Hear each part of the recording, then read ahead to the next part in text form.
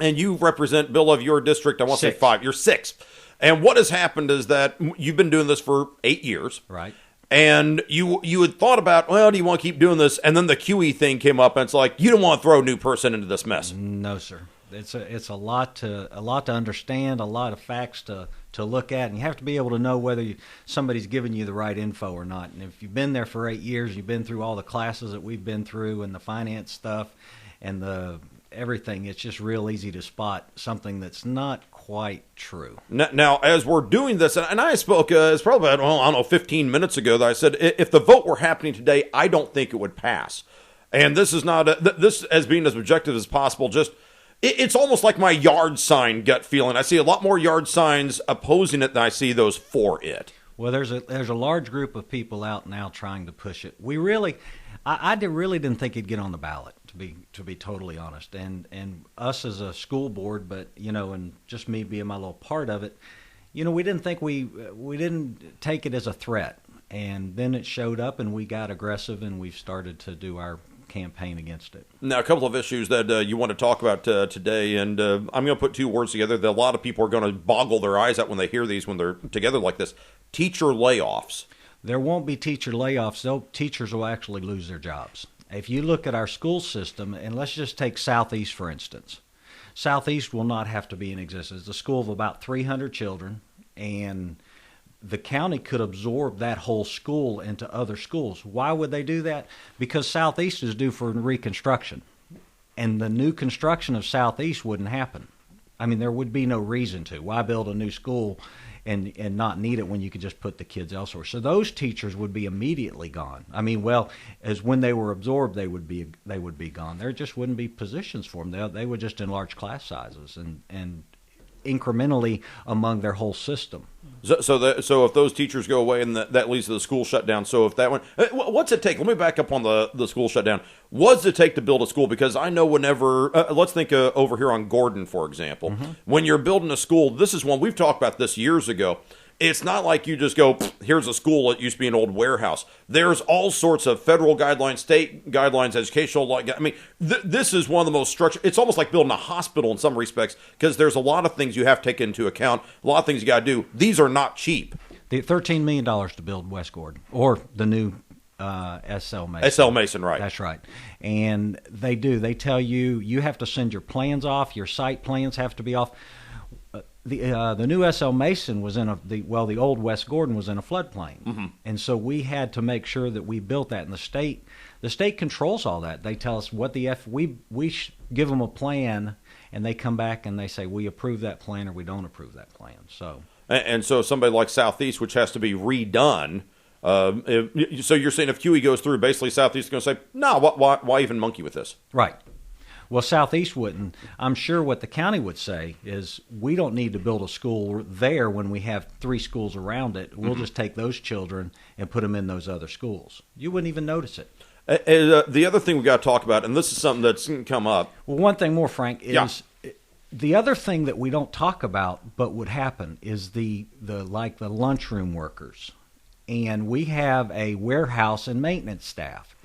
Well, those would be a lot of other employees that would lose their job. It's just not teachers and administrators. It's all our maintenance staff. We would lose the central warehouse for our lunchroom staff would be gone. They don't need that. They would just enlarge theirs and fill it out of there. So one of the things, and besides that also relates to all the money in the taxes, which is kind of like the big point for a lot of us, how much people pay in. I keep seeing these silly little rant and raves, people saying, I don't want to pay for a school tax. Like, look, you're in the program. And a better educated, community embetters us also. I don't even start that. But let's talk about the taxes. What happens, or is there an analysis or a gut reaction as to how much am I going to pay if QE goes through or if it doesn't go through? Well, let's look at one factor of that, and that one factor being the SPLOST money. We could not get our SPLOST bonded during this period because the people that bond the SPLOST say, we don't know if you're going to be in existence. We don't even know if the money, after it's consolidated, the county may not get their money. And there's been attorneys that tell me that they would not. The SPLOST would go away. There would be another election for SPLOST, eSPLOST. Right. Okay, because we didn't vote for theirs, they didn't vote for ours. Now we're one system. Now we all have to vote for what they're spending their money on. We have to tell people beforehand that this is what we're going to spend your tax dollars on. And that's what the East Plus works on, is say, we're going to build a school here, we're going to enlarge this, we're going to do this, and vote yes or no. Right. So the SPLOST money goes away. Now, the city school system, we're at the end of this year, we will be zero debt in bonds.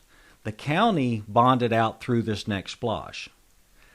Well, they're going to have to get that money from somewhere. Mm-hmm. And it's my opinion that they would have to, and I've been told that they would, raise the taxes to 20 mills in each school system.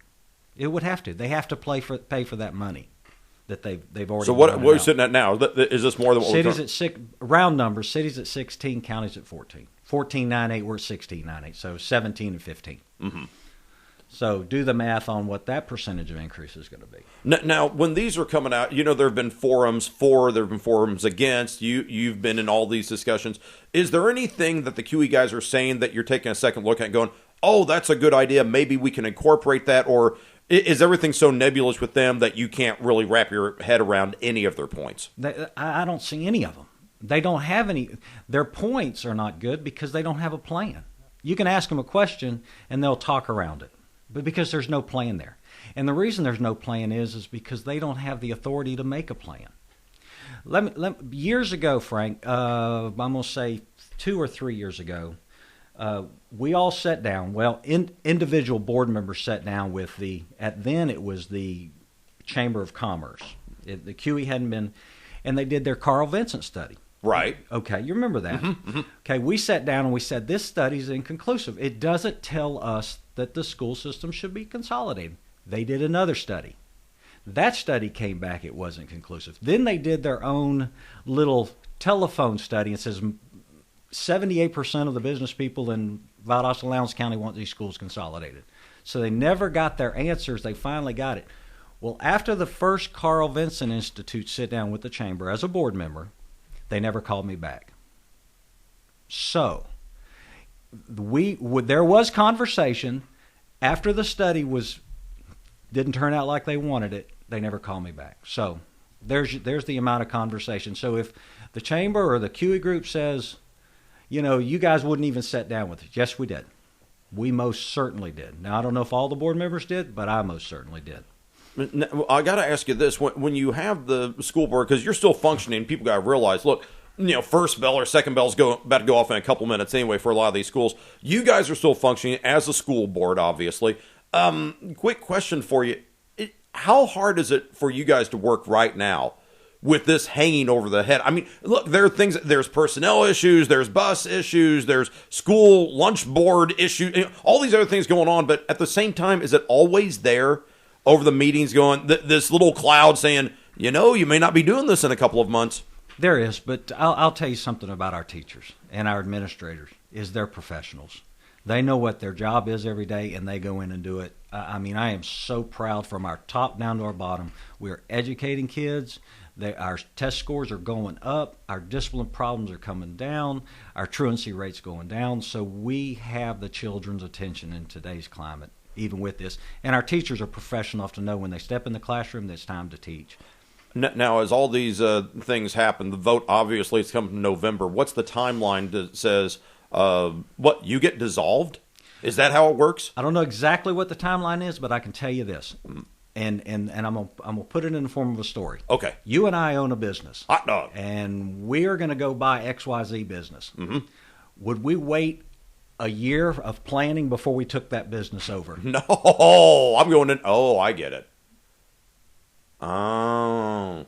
So there's no calendar that says if this passes, you're dissolved on this January 1st date or anything like that? Because they still have to confirm or take those votes and verify them. So there wouldn't be October 9th, it wouldn't be dissolved. They have to verify the votes. So that's even kind of out there in limbo somewhere. How would that happen? And they say the state says that there's a planning period. But they don't tell us what the planning period is. Is it 1 day or is it 6 years? Now, I can tell you this. We're not going to hurt the children. Mm-hmm. It'll be planned well enough where those children will be educated. But there is no plan. Once again, there is no plan. Bill, before we let you out of here, I want people to know that there is a website, and this is not a pro-Q, anti-Q. I won't go ahead and give the gocats.org website out for people that just say, oh, well, all these things are happening in the educational system. Go ahead and give a shout out to the website, because I was actually on it the other day looking for some minutes and agenda type notes. This is a very extensive website that you guys got operating. I don't know the name. I can't tell you. I would get it wrong if I said it. No, right? gocats.org is the only one, because when I'm looking... Oh, you're talking about, the GoCats. That's what, I'm sorry, I misphrased that. Pro-Q, anti-Q, and all that stuff. But I want people to be able to check out what Valdosta City Schools are doing, right, and what they're seeing. That's gocats.org. Gocats.org is our main website, and that can get you into anything if you want to take a look at numbers or anything like that. It's a wonderful website. Jen Steedley does a great job. Oh yeah, it's beastly, because I'll go through, I want this and all this stuff, and boom, you want menus, or you want to find out this, it's all there. Right. It's a really good website. Final question: when's the next school board meeting? And do you guys have people coming in to speak to you about this? I mean, is there like an open mic session where people just go nuts? Public participation toward the end of our school board meeting. Mm-hmm. We allow, you can sign up for it. You can say what you want, and normally we don't interact with that because that could take the meeting into 2 o'clock in the morning. We just let the people say what they want, and if there's a question there, we get back to them. So when's the next meeting? Not this next Monday, 7 days from now. Next Monday, and it's at the board office. Board office over on Williams, 1204 Williams Street. All right. Bill Love, thanks so much. Thank you for the time, and congratulations on your pending victory in November. Oh, it must be nice running for school board without opposition, but it pays so well, Frank. We're going to take a quick time out and come back with more. Thanks so much, Bill Love. News Talk 105.9. This is WVGA.